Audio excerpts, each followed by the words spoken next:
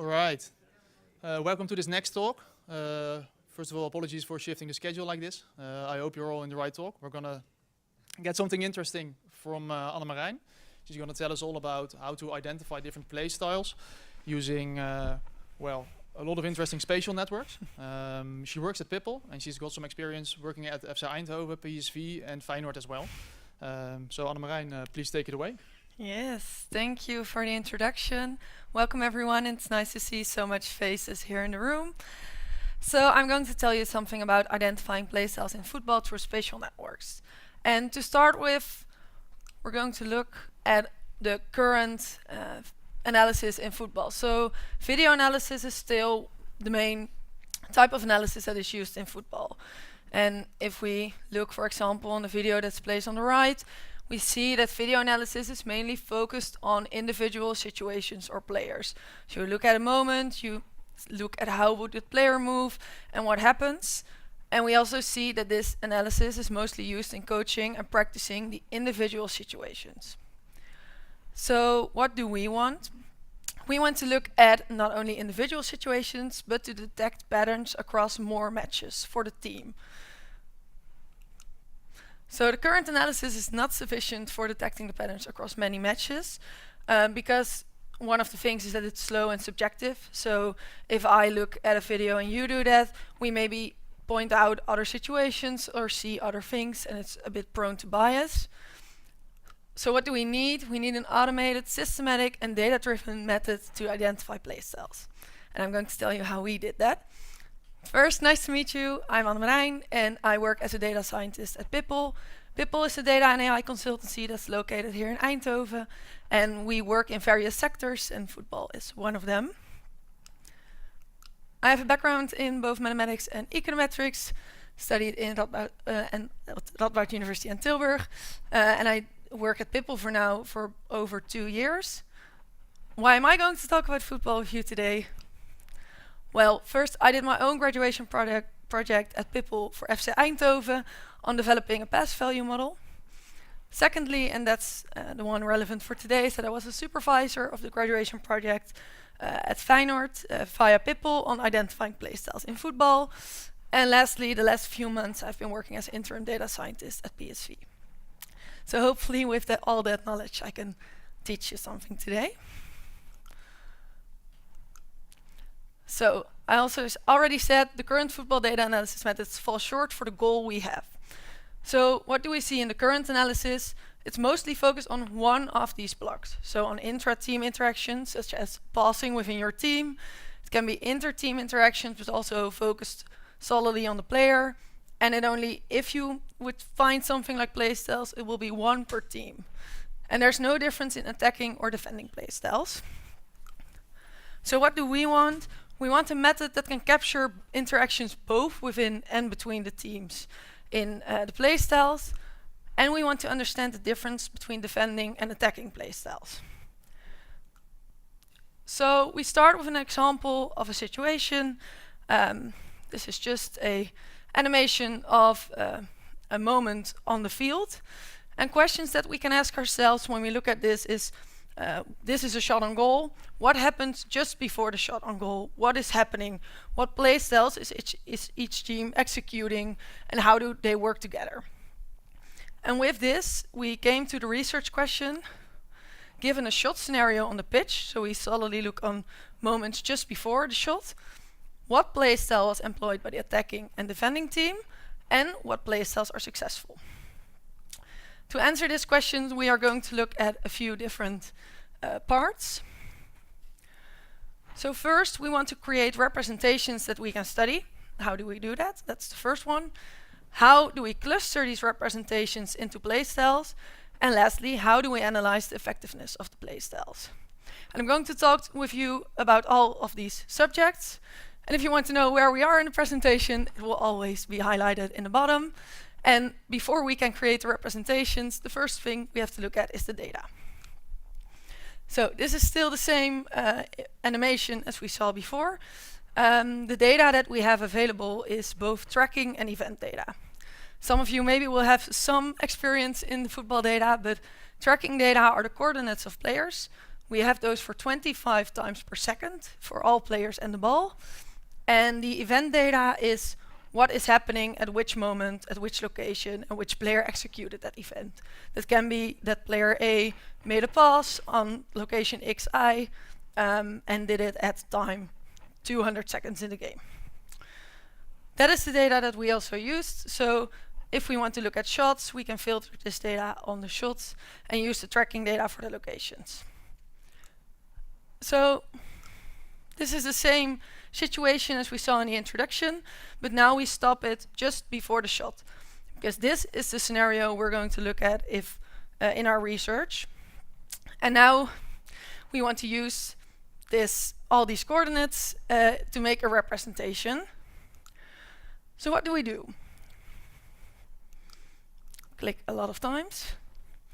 So to transform the positioning we have from players into a network representation, we make the players the vertices and the ball, and we put an edge between players if they are within 15 meters of each other.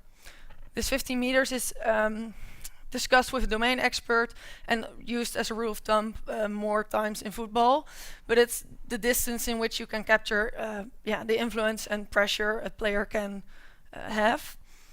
And per shot moment, you then get one network like this, with edges between both your own team and to the opponent, and we have one attacking and one defending team. And the used data in this subject is the matches of the Eredivisie of last season, and we had on average 21 shots per match, which means we have around 2,500 data points that we used.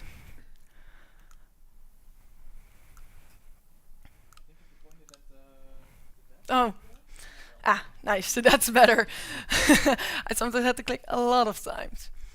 So now we have those representations and we want to measure things. We cannot just look at that representation and use it in a model or something.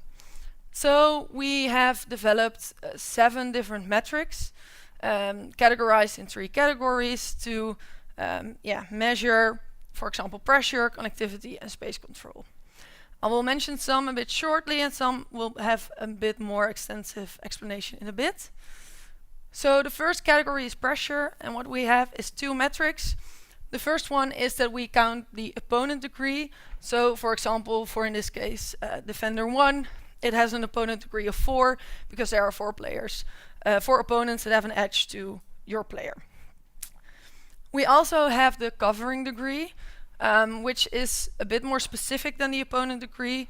So for the covering degree, we look at players that are within 1.5 meters of you. So it's almost like 1 arm length, because those players are really covering you in the game. So that's always a subset of the opponent degree. Secondly, we have connectivity, and I will explain the between the centrality more in a bit, because that's a more extensive metric to calculate. And lastly, space control. In space control, we look at the convex hull of players, so the area that they cover together. And the convex hull will also be explained in a bit more in an animation. But for that, we have 3 different metrics. So one where we take the whole team into account, one where we only look at the midfielders and forwards of a team, and lastly one where we only look at the defenders, but that will be shown in a bit. So the between and centrality is an interesting metric to look at for a bit. So if you want to calculate the between the centrality, we're going to calculate this for every player in your team. And for example, we will look at player D1 in this case. So what we want to do is see how many passing lines a player blocks. So what we do is, in this case, we're going to look at D1. So we start to make a subgraph of the opponents, which are in this case the 4 attackers. And we kind of place that player into this graph. And then to determine how many passing lines it blocks, we measure how many lines there are within that 1.5 meter, that arm length, that he can go to. And then we will put the player in between those lines. So in this case, we see that D1 blocks all of these passing lines, and we want to take that into account for the between the centrality. So then we have the convex hull area, and this is most interesting to look at in a video. So we have two teams here, the green and the red one, and we look at the convex hull of the whole team, and you see how it evaluates during a moment in the game. And you see, for example, that the convex hull of the green team is a bit smaller than that of the red team. So for the green team, they play a bit more compact, while the red team plays more wide. And this is something you also hear people speak about in those terms, but now we can measure it in the size of the convex hull. So for every shot situation, we calculate these 7 metrics. And we also first looked at what interesting things do we see happening in the values of those metrics. So one of the examples, what we did is look for the convex hull area and how does it develop the seconds before the shot. So this is a graph that starts 30 seconds before the shot and goes until the shot moment. And what we here see is that this is the size of the defender's convex hull, and we have this for both the attacking and the defending team. So don't get too much confused about the defenders of the defending team and the defenders of the attacking team. But what you see here is that you, for example, look at the orange line. That is the size of the convex hull of the defenders of the defending team. So it means an attack is coming to you, and you see that while the shot moment is coming, they are going to play more compact. So the convex hull is decreasing. Well, you'll see for the attacking team, those defenders are maybe coming a bit with you to the front, but they are in the back and their convex hull is increasing a bit, but not happening that much. We can also look at this for the midfielders and forwards. You see something interesting happening in the end. So you see for the defending team, the convex hull of them is increasing. So they are coming with you to the goal, but not all of them. So the size is increasing, while the attacking team, their midfielders and forwards are playing way more compact while they're going to attack. So these are interesting graphs to look at, and we did this also for all the metrics, but I'm not going to show you all of them. Oh, that's a bit too far. So we have developed these metrics also in collaboration with our domain expert, but we do want to look at how can we select the most informative metrics for our question. So what we did is that we want to find metrics that are distinguishing the shot moments to random moments in the game. We really want metrics that say something about that moment just before a shot. So what we did for that is that we compared shot moments to random moments, and for every moment computed all the metrics of both teams. And then we used a statistical test to find the most significant metrics and also to correct for false discoveries. And what you then see is that, don't try to read the whole image, but that you get a certain significance for every metric. And we chose to drop 1 or 2 of these because they were not significant enough to take into account. So we have metrics, we have all those values, we have it for both the teams. Now we want to go to the playstyles. So for that we need to cluster our data. And what we did is used fuzzy C-means clustering. That will not be known for many of you, I think, but it's pretty similar to K-means clustering. But the difference is that in this clustering, a point can have a soft membership to the clusters. So it can be that in this case we have an example of 3 colors on the left. It can be that your point got a 50% chance to be in cluster 1, 30 for cluster 2, and 20 for cluster 3. And you can set yourself a probability threshold you want for your point to have that at least to go into that cluster. So an example to explain that a bit better is that it can be that one point has 40, 30, 30% chance for a cluster, but maybe we do want to have at least 50% chance that it is in a cluster. So what we did is we determined that we needed 5 clusters, and if a point had not reached those 50%, it has a low confidence cluster. So we think that those shot moments do not have really their, how do you say it, tactical identity that we can mention as a playstyle. So some of the shot moments we just say we don't have the feeling it fits in one of our 5 playstyles that we get. So how does our results look like? So what we did is that we calculated the metrics that we still kept, and every cluster gets kind of their own fingerprint. It's kind of a DNA. So in a bit I will show cluster 0 a bit more extensive, so you can get the legend, the letters. But what it does, it says for every metric how big that is in the cluster. So you see that we have 5 clusters with all also really a different fingerprint. They are not the same. And we also have the low confidence cluster where the shots that came in there really did not have enough exclusive characteristics to say it really is one of these playstyles. This is still pretty abstract. So what we did is, together with our domain expert, we looked at all these fingerprints, also looked at videos from playstyles that got into one of the clusters and tried to give them a title and a description. So for example, we have cluster 0, which is called tight structure under pressure. And you can see that we describe it, for example, as a compact shape. That is because it has a low convex hull. So that's the CT that you see above, and that's pretty low. So it's placed in a compact shape. We see that the opponent degree, which is this one above, is also.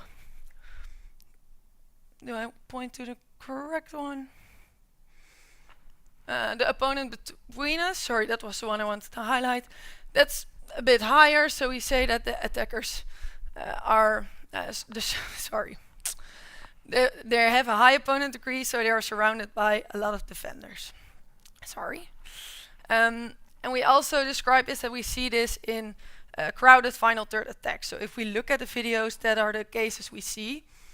And we also tried to validate these playstyles by selecting 5 of the most representative moments and look at those with the domain expert to see if he could agree on a bit of the values of this fingerprint. So now we have playstyles, but we do also want to see how effective are they. So we there have 3 examples of results we got. So the first one is that we look at how do the attacking and defending playstyles co-occur. So what we see, for example, in this graph, it gives the percentage of shots that if you used attacking cluster 0, how many of the defending reactions are of which cluster. And we also visualize how many of those shots became goals. So what you, for example, see is that if you execute attacking cluster 1, almost 87% of the time they respond with defending cluster 2. You also see that some of the clusters never co-occur. So if you execute attacking cluster 1, that's your playstyle, none of the reactions has been in defending cluster 3, for example. Next to the co-occurring of the playstyles, we also found it interesting to look at the different teams in the Eredivisie and what playstyle do they use most. So I will show you the result of the attacking clusters. So in this graph, we see for every team how many of the percentage of the shots they executed in cluster 0, 1, 2, 3, 4. So, for example, the top ranked teams, such as Feyenoord, PSV and Ajax, we see that they, all 3 of them, mostly use cluster 0 and 3 in our attacking clusters. If we look at the description and title of those clusters, those are compact, controlled and attacking structures. And with this, you can see for clubs, what is a bit of their tactical identity? What is the attacking cluster they mostly use? And also, we also have this, of course, for the defending clusters. this together with, for example, the previous results, you could use to see, okay, we are playing mostly in attacking cluster 0. We're going to play against NAC next week. What do they use for attacking and defending clusters, and how do we see them co-occur? So these together can be used in preparation, for example, for matches. So the last thing we also wanted to look at is how do these playstyles change during the game? So if we look at a moment just before a shot, we look at the 30 seconds before, 15 seconds before, and 1 second before that moment. And do we see that teams keep their playstyle consistent, or do they change just before that moment on goal is going to happen? So what you do see, left is for the attacking teams and the right is for the defending teams. You do see that in the 30 to 15 seconds, there are not that many changes. In the 15 till 1, it's a bit more, but you still see, if you look at this part and what changes here, of course there are some changes, but you see in most of the times at least half of the color comes back to their own color. So they still maintain their own attacking or defending playstyle, nevertheless, if it's like 30, 15, or 1 second.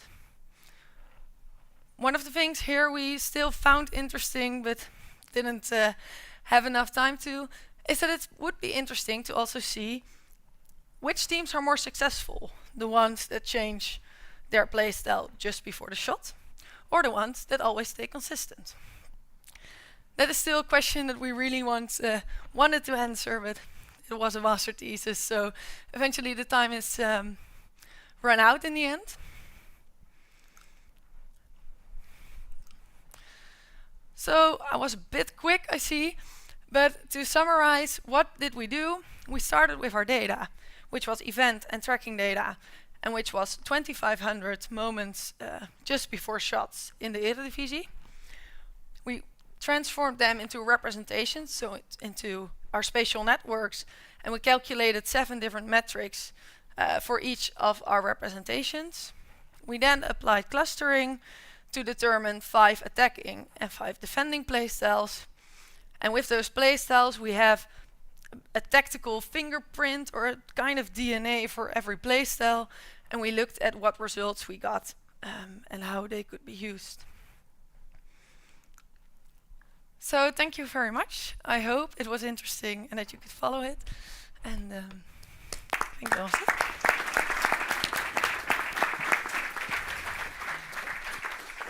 Yeah, so are there any questions?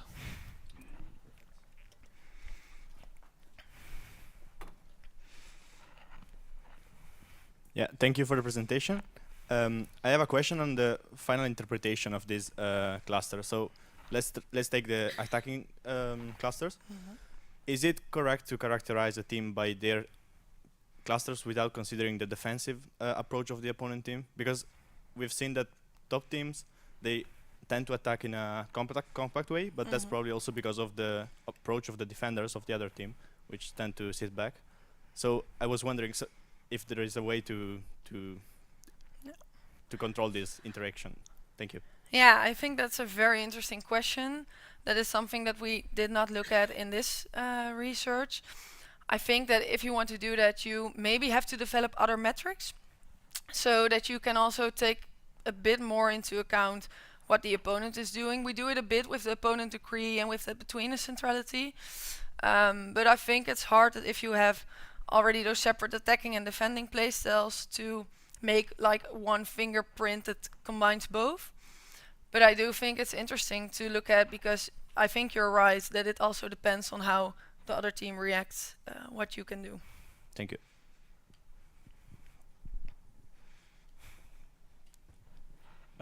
Thank you for the presentation. I guess you suppose at the beginning that there is always a play style before a shoot. So that's your hypothesis before this study. And like if you look at a lot of football game, you have a tactical plan, but in general the scenario don't really follow what you plan. So it's quickly become a mess. So my question is, do you like try to analyze the cluster that is not really meaningful And you try to compare to that moment of the game when it's become a mess and you know that there is any tactical anymore to see if there is any match between that. Yeah, so I think the playstyles you refer to are the ones that Yeah, come into that low, yeah, low the confidence low interval. confidence. Yeah. So I have to admit, for this research, we left the low confidence interval for what it is. Okay. So I think you're absolutely right. That is interesting, but that I think these are the moments you describe. So the moments where it gets messy, they don't really have a characteristic, and yeah, we just don't take them into account. Okay. A lot of questions. Hey, in your graph approach, you used the between centrality, if I wrote down correctly. Is that something that is also used in fields outside of sport, or is it something specifically developed for sport-related problems? No, I think it is a more general term than that. Yeah, but I do have to check on that. But I'm pretty sure that it's not only for sports. Yeah. More questions?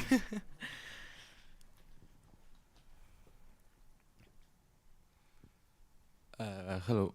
My question is more about why do you decide to focus only on shots, and if it would be transferable to other events of the game, and if you if the research has, if you had to think about not using only one frame instead of using, like, I don't know, some contextual frames before happening that to enrich maybe the playstyle. If you had to think about that, or maybe if you think that it would be improvement on this work. Yeah, so the shot scenario was firstly chosen to have a moment that we thought on the beginning that it would have identifiable playstyles. So I think you can use this method on every moment, frozen moment in the game. So we could also try to see what if we do this for just all general passes. Do we see anything, or are there a lot of low confidence playstyles in that? We also did on the shots, we really excluded, for example, corners and free kicks, because those are really different situations. So I think if you would want to look at those, you have to really get another approach. I do think the time case you mentioned is interesting, but I do think you really have to develop something else then. So the whole network is then a bit more difficult to use. But in this case, we, for the simplicity, chose the frozen moment. Thank you. Yes, you talked about playstyles different teams used. Did you also consider the effect of, for example, when they would field a different player? For example, when someone was suspended, or let's say Arjen Robben always gets inside. Does that affect the changing of playstyles a lot before a goal? Yeah, we did not look into that, but I think it's very interesting to see if you could use the people you had in that game. If you could use, for example, as an input, like we have this or this player, and is that a factor on the playstyles? But in this case, we didn't do that. I think it's also interesting to look at if we see other playstyles, if the trainer switches, for example. But we just looked at one season in this case, so we couldn't examine that. But I do think it's, again, an interesting approach to look at. Okay, thank you. Thank you for the presentation, really interesting. I was questioning about some of the choices you made in the beginning, especially the feature engineering. You chose to create your features yourself, which of course gives a little bit of explainability in the end, but also there's more and more research saying that it cannot really capture the actual things, especially in playing spells, inter-team relations, that we actually want to capture in these kind of things. And there are more approaches also working with deep learning, convolution or graph neural networks. Did you think about this choice in the beginning, and what were your reasons to go for this reason? Yeah, I think the explainability is one of the big reasons, because I think if you do not use that, it's in the end the black box, like from where the results come from. So now if you look at these figures, you can really say, oh, this is something we can explain to our trainers and coaches how it looks. So I think that has been the most, the biggest reason, because we really wanted to try to do this with the domain experts so they hopefully could use it in practice. But I think for a more extensive research it would be interesting. Do you also think it would be better at capturing playing styles, or do you think? I'm not sure, I have to admit, because I do think that the features we started with are features that if you just look at a game and would describe it yourself are the features you also look at. So I would definitely not say for sure that it would be better, but I'm not sure. Thank you.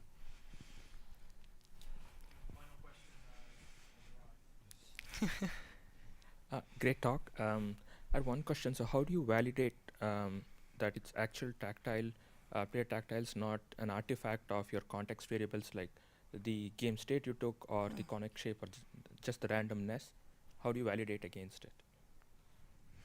Well, I think we do try it with our metrics in the beginning already, and that we also hope that with the with this low confidence, we also drop the situations that are not tactical, and we try to do it with verifying a few of the videos of each cluster. So that is the best way we could think of in this way to validate that it is tactical enough. So we looked at, I think, 5 or 10 videos of each of the clusters with the domain expert to say it is tactical. Yeah. All right, perfect. So if there are any more questions, Annemarijn is going to be around to receive them. And now I think we're off for lunch. Thank you.